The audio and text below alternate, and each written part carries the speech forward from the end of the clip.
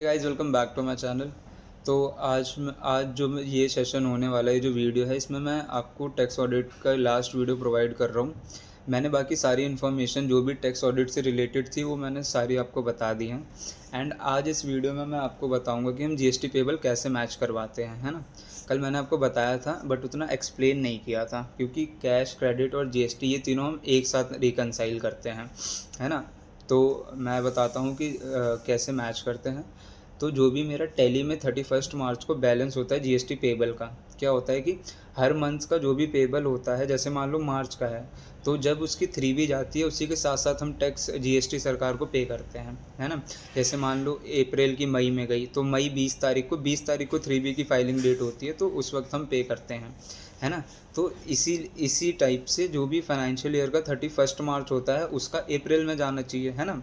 तो जो अप्रैल में जाएगा वो आज 31 मार्च को मेरी जब बुक्स बंद हो रही हैं तो उसमें क्लोजिंग दिखना चाहिए, है ना। तो ये जो क्लोजिंग होगा और जो कैश लेजर है उसमें क्या होता है, जितनी मेरी लाइबिलिटीज़ ड्यू रहती हैं वो क्लोजिंग में शो होता रहता है। जैसे मार्च का हम अप्रैल में भरेंगे, तो जो कैश लेजर होगा उसमें जो मार्च का बैलेंस आएगा मेरा क्लोजिंग, वो बैलेंस मेरा 31 मार्च में जो बुक्स में जीएसटी पेबल आ रहा होगा उससे मैच करेगा। जैसे मान लो बुक्स में मेरी 300 रुपये दिख रहा है GST payable, other than RCM या आरसीएम कुछ भी ले लो, ठीक है।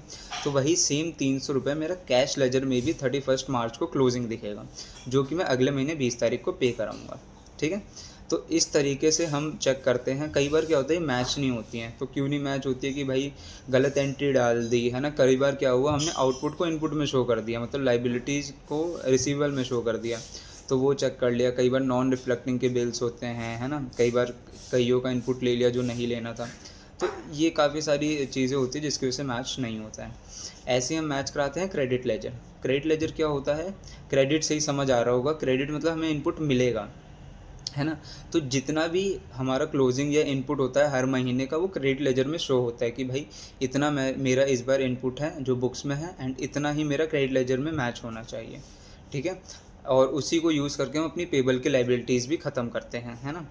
तो जैसे मान लो मार्च में जो क्रेडिट खड़ा हो रखा है वो मान लो कि 300 है, तो वही सेम क्रेडिट मेरा क्रेडिट लेजर में भी दिख रहा होगा, ठीक है। एंड वही सेम जो मेरी 3B जो मैं फाइल करूँगा उसकी क्लोजिंग बैलेंस आएगी, है ना। तो ये तीनों ऐसे रिकनसाइल होने चाहिए, है ना।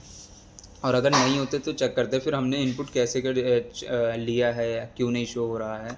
तो ये सारी चीज़ें बाद में हम फिर मैच करवाते हैं। तो ये था cash, credit ledger, GSTR 3B और बुक्स एंड पूरा टैक्स ऑडिट जो अभी तक मैंने सीखा है, मैंने वो सारी चीज़ें आपको बता दी हैं।